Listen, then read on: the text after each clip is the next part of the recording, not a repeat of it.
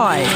এই দুঃখ, কষ্ট, বিপদ আমাদের কোমরকে সোজা করে, আমাদের পায়ের মাটিকে শক্ত করে। চিল্লায় বলেন ঠিক কিনা? প্রতিকূল পরিবেশে কিভাবে বাঁচতে হয় এই দুঃখ কষ্ট আমাদেরকে শিখায়।